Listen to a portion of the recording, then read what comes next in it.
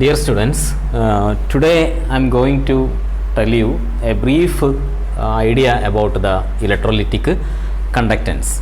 You already studied about many terminology related to electrolytic conductance. These are all very fundamental things. Maybe you already studied in your lower classes. But some idea I will give you about some terminology, because that will be more helpful to get the idea about the electrolytic conductance. Okay, so first I am going to introduce some idea about the migration of ions. You know that that is a very important term when you are considering the electrolytic conductance. Okay, so your circuit will be completed by the current flow through the electrolyte. So that means through the electrodes, the current will flow as the charge of electrons, flow of the electrons. But here in electrolyte, the current is carried by ions. So the migration of ions and the speed of the ions, that means the mobility of the ions, all these things are very important when you are considering the electrolytic conductance. Okay, so I will tell you one term related to the electrolytic conductance, about the term that is known as the current density. So this will be helpful for you when you are studying about the kinetics or electrochemical kinetics and that type of things. Okay, current density. Okay, so the fundamental equation, very fundamental equation is the equation of conductivity. You already studied. Okay, conductivity is normally represented by Greek letter kappa. Okay, so conductivity, you have already equation. Conductivity is equal to 1 by resistivity. The conductivity unit is equal to ohm inverse meter inverse. Okay, so conductivity kappa is equal to 1 by rho. So here conductivity you can define with the help of a schematic representation like this. You have the positive electrode and this is the negative electrode, and here is the bulk electrolyte, and you can see I am just marking the distance between the electrodes as L meter, and across plus and minus, across the plus and minus, there will be a potential V. So these two are two electrodes, plus and minus electrodes, and in between you can see the bulk electrolyte, and in bulk electrolytes you can see the ions. Okay, you can see the ion. Suppose it is a positive ion, you know that it has a tendency to move towards negative electrode, and suppose there is another ion negative, there is a tendency to move towards the positive direction. So that means migration of ions. So here you can write the kappa, your conductivity. You can write like this: the conductivity is equal to L by R into A. So what is this L? L is the distance between the electrodes, and R is the resistance, and A is the area of the electrode. So now you can see conductivity is depend upon all these type of factors. That means conductivity, you see, when conductivity increases, when the conductivity will increase. That also I think it is very easy to write in terms of resistance. Okay, R is equal to L by kappa A. So now it is somewhat easy to understand. Okay, so resistance increases. Increases means what? Okay, So when L increases, the resistance will increase. What is L? L is the distance between electrodes. So distance between electrodes increases means R become increase. That is the resistance become increase. And what about this area of the electrode area?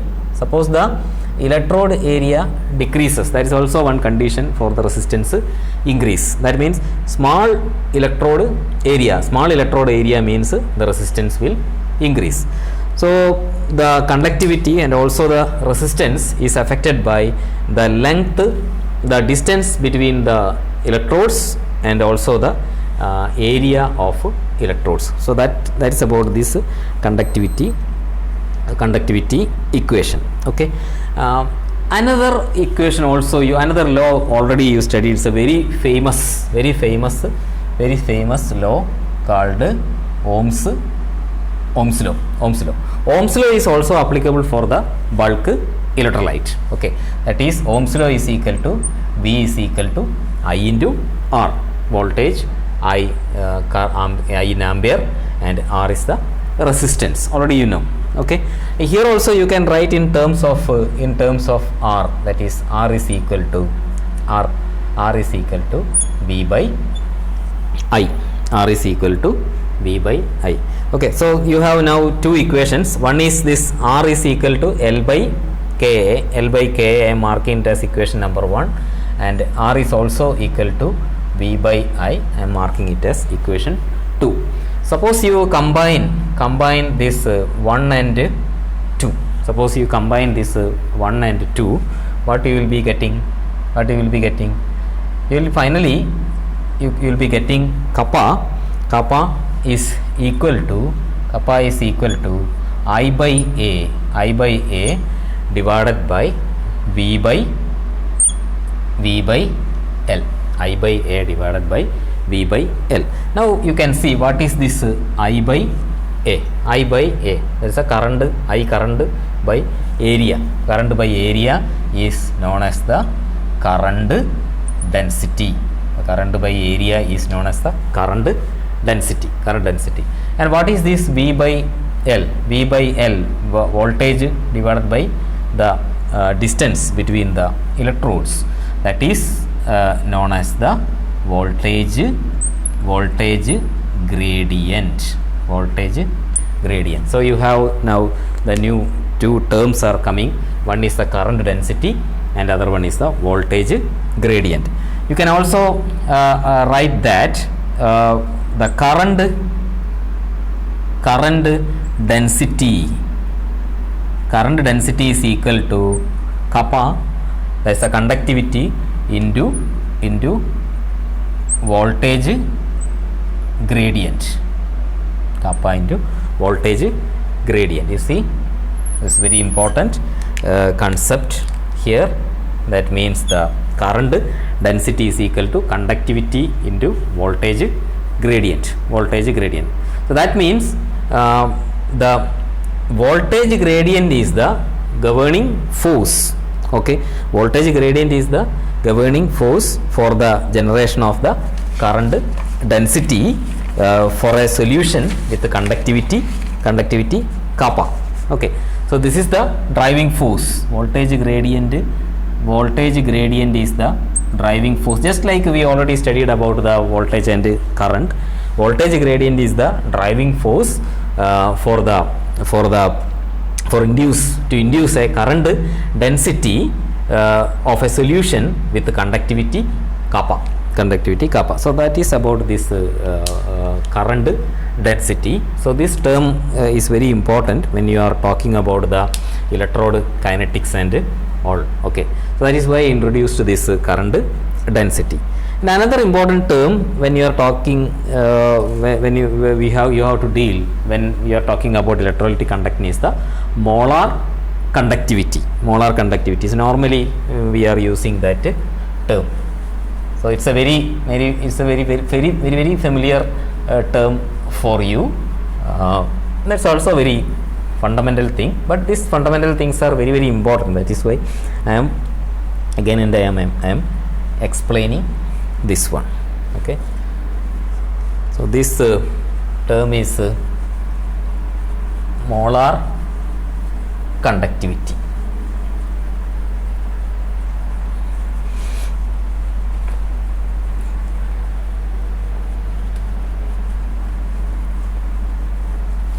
And when after explaining this molar conductivity, I will tell you how to measure the conductivity, and what are the setup needed for the conductivity, that type of explanations.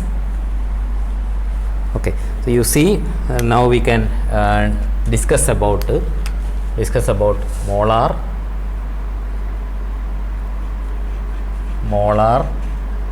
conductivity. Molar conductivity can be represented by lambda. So you are very familiar with lambda. Normally you see your conductivity kappa, it is a linear function. It is a linear function of kappa is a linear function of concentration, you may be knowing. Okay, that means suppose you draw a graph of conductivity versus concentration, you will be getting a line like this. That is, conductivity is a linear function of concentration. So what is our molar conductivity? You see, molar conductivity can be explained by like this. Molar conductivity is equal to your normal conductivity kappa divided by C, and what is the unit? Lambda inverse centimeter square mole inverse. So that is the molar conductivity. You can experimentally find out molar conductivity. The molar conductivity. So you can see that in all other textbooks, all the values of molar conductivity of respective ions, different type of ions are in a table you can see. Okay, among these you also know that normally you check the table, H plus and OH minus. H plus and OH minus ions have anomalous molar conductivity values. Their molar conductivity value is very high. Okay, very high. Suppose you consider the other type of ions, you can see the anomalous behavior for H plus and OH minus. So generally, what is the concept? Suppose you consider a salt MaXB.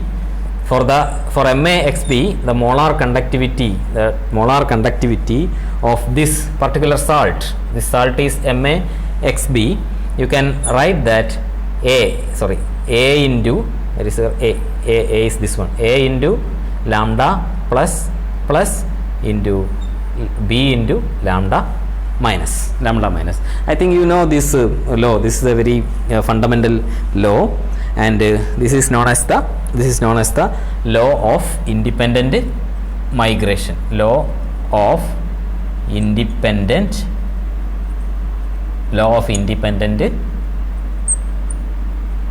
migration. The law is called the law of independent migration. Okay, we can check why the H plus and OH minus has the anomalous behavior in the value of the molar conductivity values.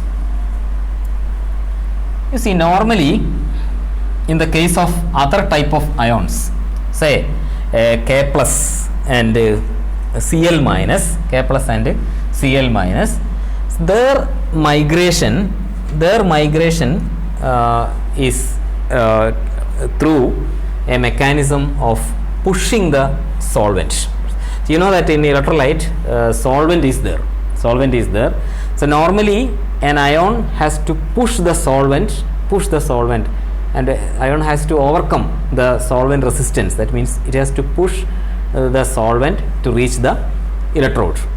But in the case of H plus and OH minus, in aqueous solutions, there is a convenient thing. That means they need not they need not push the solvent molecules to reach the electrodes. So a wonderful mechanism is available, wonderful path is available with the help of hydrogen bond of water. Hydrogen bond of water, they are making use of it, that is H plus and OH minus. Maybe that mechanism you may be knowing. I will draw for the proton migration. I told you that the hydrogen bonding is helping, hydrogen bonding in water. Suppose you are taking aqueous solution, hydrogen bond is there, hydrogen bond is helping for the fast movement of this H plus and OH minus. Then the molar conductivity will be very high for this H plus and OH minus. So suppose you are taking the water structure, I want to transport this H plus. H plus is the proton, suppose O is here, OH, H, and now I am drawing the hydrogen bond, H, again I am drawing the hydrogen bond. So this type of lines is hydrogen bond. I am just representing hydrogen bond here. This also OH, H. Just three molecules in hydrogen bond. So this is the aqueous solution, and a proton want an exchange. Okay. So what is happening here? Suppose it is attached at the O. What will happen? This H will be here, and another H will be here, and again it will form the hydrogen bond. So here the bond will change. So H you can see again here, O, H, and again the hydrogen bond, O, H. What is here? Okay, you can see H. Okay, you can see the H here, and now it is transported. So your H plus is here. Okay, so this type of a mechanism helps the fast moving of H plus and OH minus, then thereby the very high value, anomalous value of molar conductivity in aqueous solution. Okay, so in non-aqueous it is not applicable, but in aqueous solution this hydrogen bond helps the transport of proton very fastly. And similar type of mechanism you can also write for OH minus. The mechanism is same. Okay, so you can also see, I already told you the table based on the molar conductivity values. Okay, so that will be different. Okay, suppose in the case of K plus and Cl minus, almost similar value, K plus and Cl minus, almost a similar value of molar conductivity you can see. Okay, so it depends. This is actually an experimental value. Next I will tell you how can you quantitatively measure the molar conductivity. So we have to measure the molar conductivity. Okay, maybe you heard about I think you did some instrumentation lab, maybe you did the conductivity measurements, conductivity of a particular solution. Maybe it is known as conductivity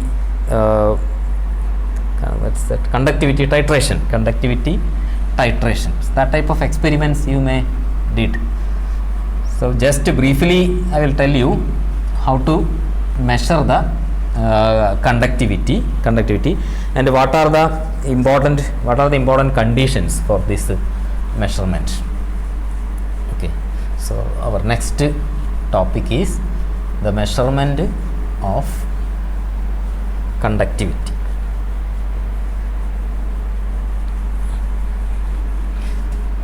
Measurement of conductivity.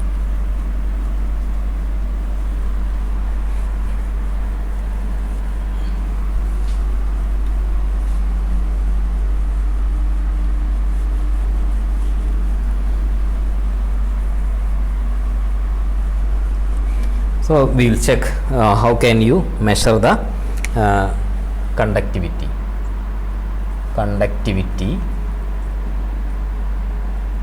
conductivity measurements. Conductivity measurements. How can you measure the conductivity? Okay, so you know that for the measurement of conductivity, you need a cell called conductivity cell. So this is the schematic representation of a conductivity cell. So these two are platinum electrodes. These two are the platinum electrodes, and in between you can take the test solution. Suppose you are going to apply DC, the direct current for the measurement of conductivity. So to measure the conductivity, you have to apply a current. Okay, so suppose it is a DC direct current. What will happen when you apply a direct current through a cell like this? Normal thing, that electrolysis will happen. Suppose you have taken HCl solution. What will happen in the case of anode? This Cl chlorine, anode, this chlorine is liberated, and in cathode hydrogen is liberated. Then what happens to the conductivity measurement? You cannot measure the conductivity when you use the direct current for this purpose. Anyway, you have to apply some current, because that is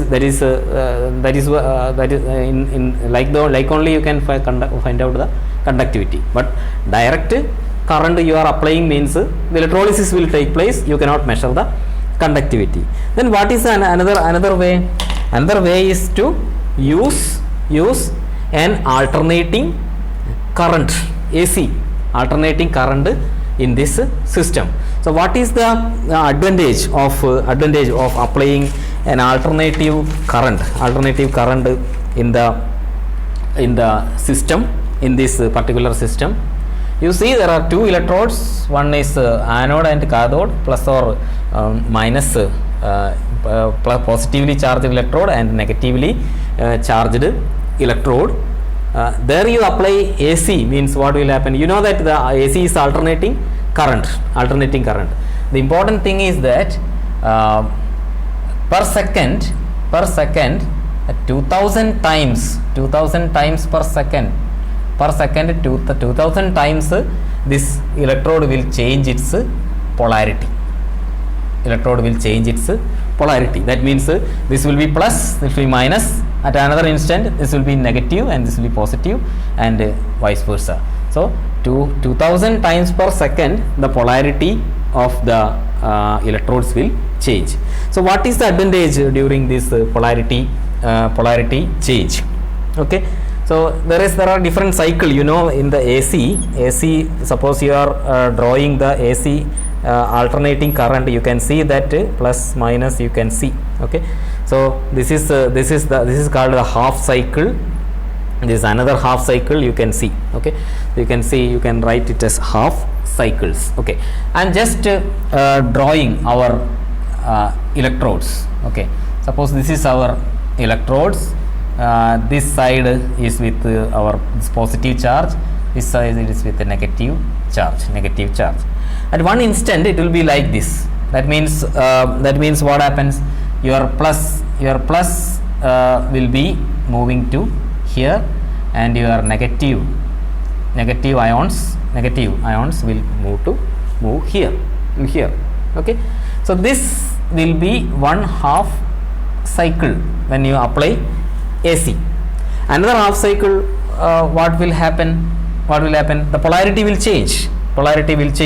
That means this will be negative and this side will be positive. Then what will happen? Okay, your plus charge, what will happen to this charge? Your plus charge will move towards negative, and your minus charge move towards the positive.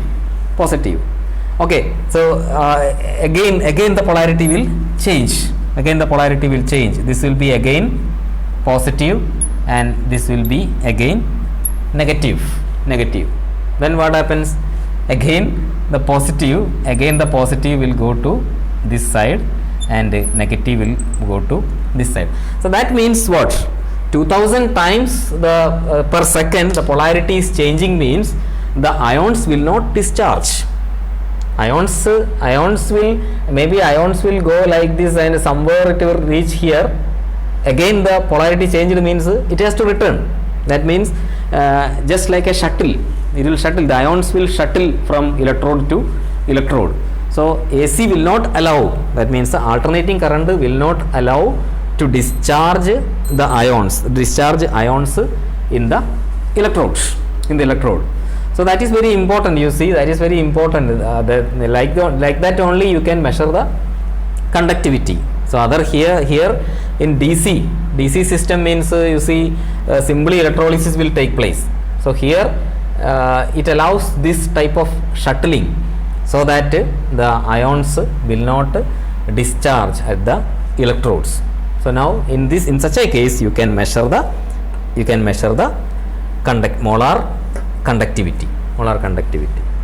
So that is about the measurement of, you know that in a setup you may be already studied in physics, by using a Wheatstone's bridge type structure you can measure the conductivity. And now you have the display type conductivity meter to measure these things. Normally I already told you, maybe you tried the experiment of acid base titration by conductivity measurements. That's very easy. Suppose you have a conductivity cell. The measurement is very easy. Now there are the display type conductivity devices are there.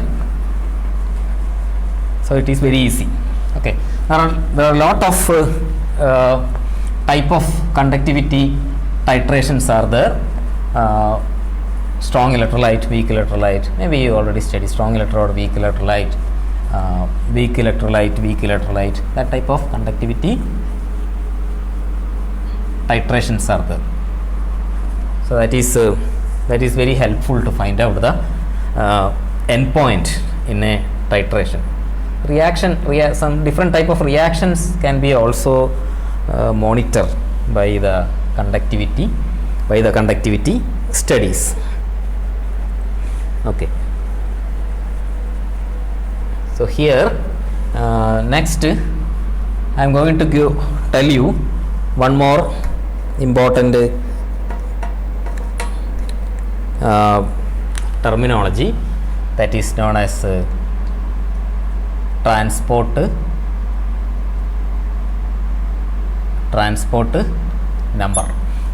number. In detail maybe you already studied, just for refreshing your memory. Transport number is also a very important concept when you are talking about the electrolytic conductance. Okay, so this is actually referred to the fraction of charge carried by cation or anion. That is known as the transport number. Simply you can express just like mole fraction, you can express like this: transport number of positive ion is equal to molar conductivity. In the terms of molar conductivity you can measure. Okay, this is also an experimental quantity. T plus you can write lambda plus divided by lambda plus lambda minus molar conductivity value. Okay, you can also write for T minus is equal to lambda minus divided by lambda plus lambda minus. So like that you can measure the transport number. Suppose you see transport number will be very different sometimes in the case of ions. Suppose you take the LiCl, LiCl. For lithium, the molar conductivity is 38.7 ohm inverse centimeter square mole inverse, and for chlorine and Cl not for Li plus, this is Cl minus, it is 76.3, this is high, 76.3, a similar unit, 76.3. Suppose you find out the transport number of lithium chloride, Li plus, you will be getting the transport number of Li plus, that means the T plus you will be getting 0.34, and T minus of Cl minus you will be getting 0.66. You see, it's a very high value for Cl minus. For Li plus it is only 0.34, but here it is 0.66. So like that you can find out the transport number. So you see, today you studied about different terminology that are related to electrolytic conductance, and we also discussed how to measure the conductivity value, and the importance of molar conductivity, and how to measure it. That type of things you already studied. In any fundamental books you will get all these type of details. So please study it well. Thank you.